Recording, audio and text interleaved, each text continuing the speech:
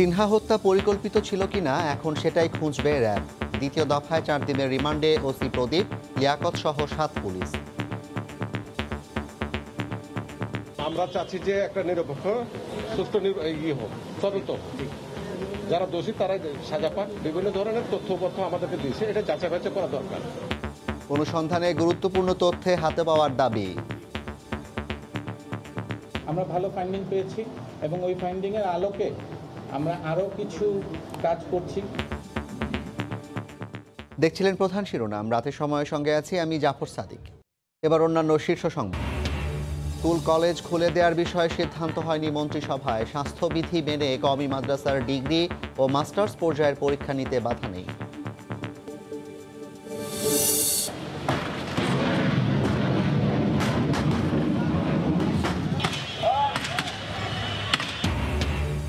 তুরাগপাড়ে গুঁড়িয়ে দেওয়া হলো অর্ধশতাধিক অবৈধ স্থাপনা। দখলমুক্ত জমিতে গাছ রোপণের অভিনব উদ্যোগ বিআইডব্লিউটি এর।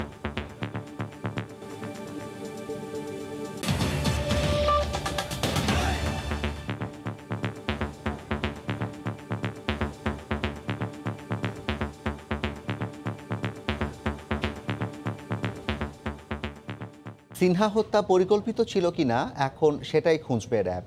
মামলার প্রধান 3 আসামি সহ 7 পুলিশকে দ্বিতীয় দফায় 4 দিনের রিমান্ডে দিয়েছেন আদালত।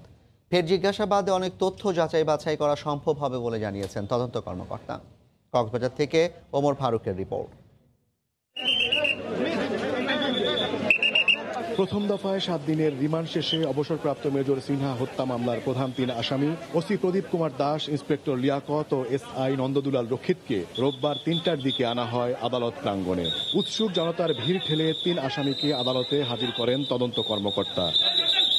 শুনানির সময় টেকনাফ থানার সাবেক ওসি প্রদীপ কুমার দাস ও ইন্সপেক্টর লিয়াকত জিজ্ঞাসাবাদের সময় নিজেদের অসুস্থ দাবি করেন তারা। যদিও রীতি অনুযায়ী আদালতে তোলার আগে কক্সবাজার সদর হাসপাতালে স্বাস্থ্য পরীক্ষা করা হয় তাদের। দুপক্ষের বক্তব্য শুনে 3 জনের দ্বিতীয় দফায় 4 দিন করে রিমান্ড দেন আদালত।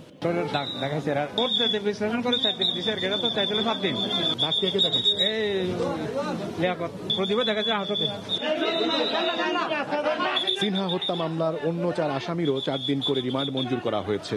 মামলার তদন্ত কর্মকর্তা বলেন, মুখোমুখি করে তথ্য যাচাই করতেই 7 পুলিশ সদস্যকে আবার রিমান্ডে নেওয়া হচ্ছে। আমরা চাচ্ছি যে একটা নিরপেক্ষ সুষ্ঠু হোক, তদন্ত যারা দোষী তারা সাজা পাক। বিভিন্ন ধরনের তথ্যপত্র আমাদেরকে দিয়েছে, এটা যাচাই বাছাই করা দরকার এবং অনেক ক্ষেত্রে আসামিদের উপস্থিতিতে যাচাই বাছাই করা দরকার। এই কারণে আমাদেরকে রিমান্ডটা নেওয়া। আসামিরা বলবে এটা স্বাভাবিক। এখানে ডাক্তারি পরীক্ষা আছে, বিজ্ঞাত ডাক্তার তো দেখছে।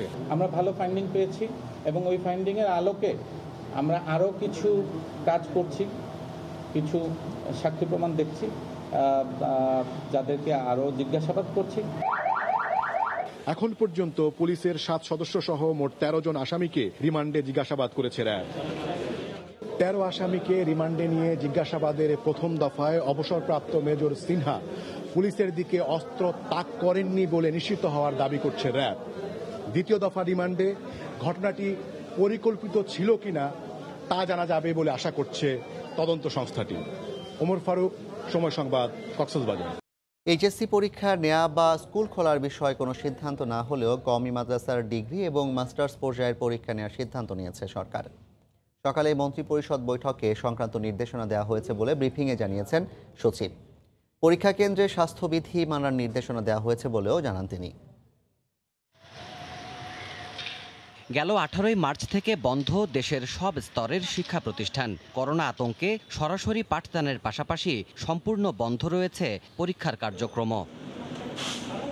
এবছর এখন পর্যন্ত আটকে আছে এইচএসসি, জেএসসি ও পিইসির মতো গুরুত্বপূর্ণ পাবলিক পরীক্ষাগুলো। শিক্ষার্থীদের নিরাপত্তার কথা ভেবে এখনই কোনো শিক্ষা প্রতিষ্ঠান না খোলার সিদ্ধান্ত বহাল রেখেছে সরকার। তবে সোমবার মন্ত্রিপরিষদের নিয়মিত বৈঠকে কওমি মাদ্রাসার মাস্টার্স ও ডিগ্রি পরীক্ষা শেষ করার বিষয়ে সিদ্ধান্ত নেওয়া হয়েছে। বৈঠক শেষে মন্ত্রিপরিষদ সচিব সাংবাদিকদের এই কথা জানান। কওমি মাদ্রাসারা তারা আপিল করেছিল যে তারা উপরের লেভেলের পরীক্ষাগুলো নিয়ে নিতে চায়, তো সেটা গভর্নমেন্ট এগ্রি করে দিয়েছে। এইচএসসি বা অন্য পরীক্ষা মাদ্রাসা শিক্ষা, এটা শিক্ষা মন্ত্রণালয় তারা আলোচনা করতেছে। দাওরায়ে হাদিস যেটা মানে গ্র্যাজুয়েশন লেভেল, মাস্টার্স লেভেলের যে ওইটা, জেনারেল কওমি মাদ্রাসা খুলবে না। কিছু কন্ডিশন দিয়ে দিছে যে অবশ্যই এইভাবে স্বাস্থ্যবিধি বা এগুলো মেনে তারপরে করতে হবে। খন্দকার আনোয়ারুল ইসলাম বলেন, স্কুল খোলা বা পাবলিক পরীক্ষা নেয়ার বিষয়টি এখনও যাচাই করছে সংশ্লিষ্ট দপ্তর ও মন্ত্রণালয়। স্কুল কলেজ এখনো খোলার মতন অবস্থায় আসতে বলে আমাদের কাছে মনে হচ্ছে না, কিন্তু পরীক্ষার বিষয়টা ওনারা খুব স্ট্রংলি চিন্তা ভাবনা করতেছেন যে কিভাবে কি করা যায়।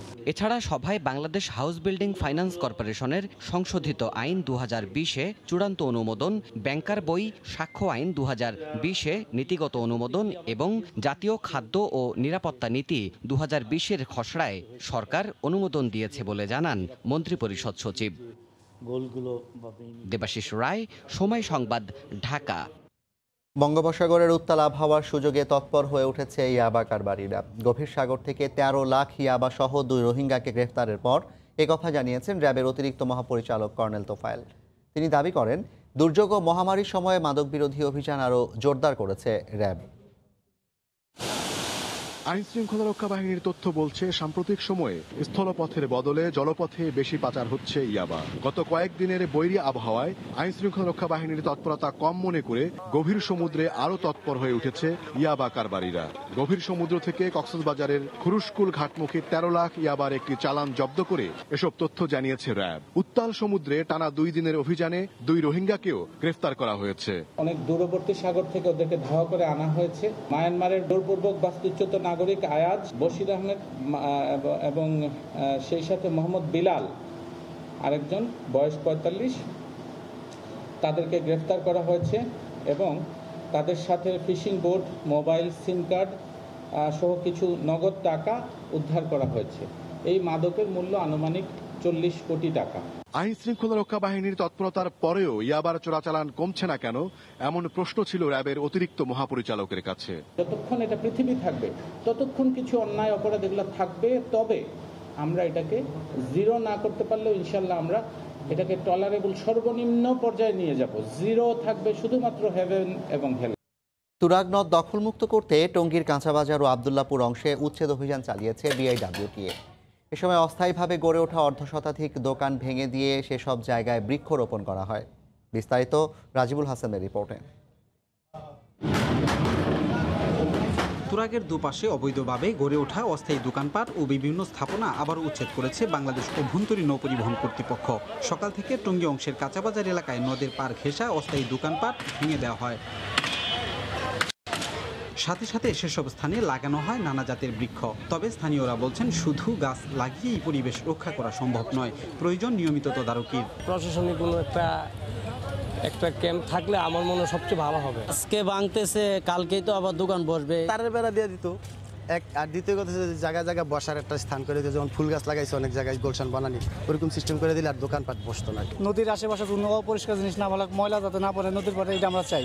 দুপুরের পর আবদুল্লাপুর অংশে বেঙ্গল এন্টিগো নামে একটি কারখানায় অভিযান শুরু করলে উচ্চ আদালতের স্থগিতাদেশ দেখিয়ে বন্ধ করে দেওয়া হয় অভিযান। এদিকে উচ্ছেদকৃত জায়গায় নতুনভাবে কোনো স্থাপনা যাতে না হয় সেই বিষয়ে মনিটরিং চলবে বলে আশ্বাস দেন বিআইডব্লিউটি এর নির্বাহী ম্যাজিস্ট্রেট। উচ্ছেদকৃত জায়গাতে যাতে নতুনভাবে কেউ কোনো স্থাপনা তৈরি করতে না পারে এবং লোকজনকে মোটিভেট করে, মানুষ নদীর পাড়ে যাতে সুন্দরভাবে বেড়াতে পারে, এই জন্য আমরা নদীর পাড়ে ওয়াকওয়ে বরাবর বৃক্ষরোপণ করেছি। 5 মাস আগে তুরাগের দুপাশে অভিযান চালিয়ে গুড়িয়ে দেওয়া হয়েছিল বহুতল ভবন সহ বেশ কিছু স্থাপনা। এরপর আবার সেসব জায়গায় দোকান গড়ে তুলে স্থানীয়রা। রাজিবুল হাসান, সময় সংবাদ, গাজীপুর। মুন্সিগঞ্জের লৌহজংয়ে পদ্মার ভাঙনে একেবারে বিলীন হয়ে গেছে 4টি গ্রাম। নিশ্চিহ্ন হওয়ার পথে আরও 7টি। আতঙ্কে দিন কাটাচ্ছে শত শত পরিবার। ভাঙন কবলিতদের পুনর্বাসনের আশ্বাস দিয়েছে প্রশাসন। বিস্তারিত নাসির উদ্দিন উজ্জ্বলের রিপোর্টে। মুন্সিগঞ্জের লৌহজংয়ের ভুজগাঁও গ্রামের তাহমিনা আক্তার 7 দফা ভাঙনের কবলে পড়ার পর সবশেষ উত্তর দিগুলি গ্রামে বসতঘর করেছিলেন। নদীর পারে হয় আস্তে আস্তে এটাও এখন পদ্মার করাল গ্রাসের শিকার। আবারও অনিশ্চিত ভবিষ্যৎ তার। নদী আমাগো ঘরের পাশে, ঘরটা যেন কোন সময় আমাগো নদীতে নয়া যায় এটাও আমরা বুঝতে পারতাছি না। পদ্মায় হারিয়ে যাওয়া 4টি গ্রাম ব্রাহ্মণগাঁও, দুয়াল্লি, কলিকাল ও সাইনহাটি এখন শুধুই স্মৃতি। উত্তাল পদ্মায় বিলীনের পথে আরও 7টি গ্রাম ভোজগাঁও, রাতগাঁও, সংগ্রামবীর, পাইকারা, গাউপাড়া, ঝাউটিয়া ও উত্তর দিঘলি। তাহমিনার মতো এসব গ্রামের শত শত পরিবার এখন আতঙ্কের মধ্যে দিন কাটাচ্ছেন। ক্ষয়ক্ষতি থেকে রেহাই পেতে সবাই ব্যস্ত। যে যার মতো করে দ্রুত সরিয়ে নিচ্ছেন বাড়িঘরের খুঁটি, টিনসহ সব আসবাবপত্র। অনেকে আবার সবকিছু নিয়ে নৌকায় যাত্রা শুরু করেছেন অনিশ্চিত গন্তব্যে। কিছু নাই, ঘর দুয়ার মসজিদ ভেঙে গেছে। 3-4 ভাঙ্গা দিয়ে আমরা অস্থায়ী এক জায়গায় রয়েছি। আষাঢ় মাস থেকে এখানে অনেক কষ্টের ভিতরে আছি, নদীর ভাঙনে পড়ছি। কোনো জায়গা নেই। ভাঙন কবলিত পরিবারগুলোকে পুনর্বাসনের জন্য সবকিছুই করার আশ্বাস দিলেন উপজেলার শীর্ষ কর্মকর্তা। আমরা একটা ডাটা বেস তৈরি করছি, যে পরিবারগুলো নদীগর্ভে বিলীন হয়ে এই পারে আসছে, দুর্যোগ ব্যবস্থাপনা মন্ত্রণালয় থেকে যে ঘরগুলো দেওয়া হয় অগ্রাধিকার ভিত্তিতে সেই পরিবারগুলোকে জমি বন্দোবস্ত দিয়ে ঘর প্রদানের জন্য আমরা চেষ্টা করে যাচ্ছি। বন্যার পানিতে তলিয়ে থাকা এমন 500-র বেশি বাড়িঘর পদ্মায় হারিয়ে গেছে, আর সরকারি হিসেবে 250 হেক্টরের বেশি ফসলি জমি নিশ্চিহ্ন হয়ে গেছে। নাসিরউদ্দিন উজ্জ্বল, সময় সংবাদ, দিঘলি, মুন্সিগঞ্জ। নিষিদ্ধ মেয়াদোত্তীর্ণ ওষুধ রাখার দায়ে রাজধানীর মোহাম্মদপুরে দুটি প্রতিষ্ঠানের 10 জনকে 26 লাখ টাকা জরিমানা করেছেন র্যাবের ভ্রাম্যমাণ আদালত। একই সঙ্গে বিভিন্ন মেয়াদে তাদের কারাদণ্ড দেওয়া হয়। বিকেলে মোহাম্মদপুরের শিয়া মসজিদ এলাকার আল শিফা 3 ফার্মেসিতে যৌথ অভিযান শুরু করে ওষুধ প্রশাসন অধিদপ্তর ও র্যাব 2। অভিযানে প্রতিষ্ঠানটি থেকে বিপুল পরিমাণে মেয়াদোত্তীর্ণ ওষুধ, বিক্রয় নিষিদ্ধ ওষুধ ও ফুড সাপ্লিমেন্ট পাওয়া যায়। একই সাথে খোঁজ মেলে বিপুল পরিমাণ KN95 মাস্কের, যা চায়না থেকে আমদানির দাবি করা হলেও এর সপক্ষে কোনো কাগজ দেখাতে পারেনি প্রতিষ্ঠানটি। পরে একই মালিকের গুদাম ঘরে গিয়ে নকল ও মেয়াদোত্তীর্ণ স্যাভলন ও হ্যান্ড স্যানিটাইজার জব্দ করা হয়। হেলথ অ্যান্ড হাইজিন নামে এসব পণ্য পরিবেশকের দায়িত্ব নিলেও এর বিপরীতে বৈধ কাগজ দেখাতে পারেনি প্রতিষ্ঠানটির মালিক। ড্রাগ লাইসেন্স নাই এবং সে ভদ্রতা করে তার কোনো আবেদন পর্যন্ত আমাদের ডিজিডিএতে করেন, এবং আমাদের ডিজিডিএর সে মনোগ্রাম যে লোগো, যেটা এত বড় একটা লোগো ও তার গ্লাসের মধ্যে লাগিয়েছে, যেটা একটা বিরাট অফেন্স, এটা আমরা মনে করি, এবং সে কোনো ধরনের আবেদন করেনি। নিষিদ্ধ ফুড সাপ্লিমেন্ট পেয়েছি আমরা, বিভিন্ন সেক্সুয়াল এক্সাইটমেন্ট বৃদ্ধি করার জন্য যে নিষিদ্ধকরণ ওষুধ সেটা পেয়েছি। এখানে আমরা KN95 মাস্ক পেয়েছি, যেটা বলা হয়েছে চীন থেকে আমদানি করা, কিন্তু তার পক্ষে কিন্তু কোনো প্রকার কাগজ তারা আমাদেরকে শো করতে পারেনি। তাদের তো লাইসেন্স নাই, লাইসেন্সের জন্য আবেদন করে নাই, সাথে সাথে তাদের কিন্তু কোনো ফার্মাসিস্ট নাই। করোনার র্যাপিড টেস্টের অনুমোদন দেওয়া হবে না বলে জানিয়েছেন স্বাস্থ্যমন্ত্রী জাহিদ মালিক। তবে সরকারি হাসপাতালে করোনার অ্যান্টিজেন টেস্ট করার অনুমোদনের সিদ্ধান্ত নিয়েছে সরকার। মন্ত্রী বলেন, টিকা আনার বিষয়ে চূড়ান্ত সিদ্ধান্ত নেবেন প্রধানমন্ত্রী। দুপুরে সচিবালয়ে নিজ মন্ত্রণালয় কোভিড-19 প্রতিরোধে তাইওয়ানের দেয়া মেডিকেল যন্ত্রপাতি ও স্বাস্থ্য সুরক্ষা সামগ্রী গ্রহণ করে সাংবাদিকদের প্রশ্নের জবাবে তিনি কথা বলেন। স্বাস্থ্যমন্ত্রী এ সময় দাবি করেন, করোনা পরিস্থিতির অনেক উন্নতি হয়েছে এবং সংক্রমণ ও মৃত্যুহার কমেছে। টেলিমেডিসিনের মাধ্যমে ঘরে বসে চিকিৎসা নেওয়ার ফলে বর্তমানে হাসপাতালের 70% শয্যা খালি পড়ে আছে উল্লেখ করে স্বাস্থ্যমন্ত্রী বলেন, শিগগিরই কিছু হাসপাতালকে নন কোভিড হিসেবে নির্ধারণ করা হবে। র্যাপিড টেস্ট আমরা এই মুহূর্তে আমরা করব না।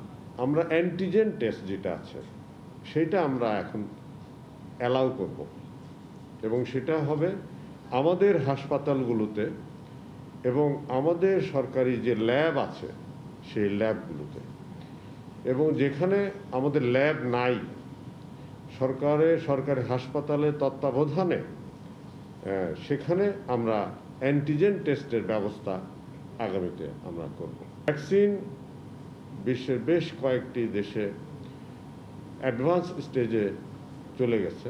এই বিষয়গুলো ফাইনাল সিদ্ধান্ত মাননীয় প্রধানমন্ত্রী নেবেন।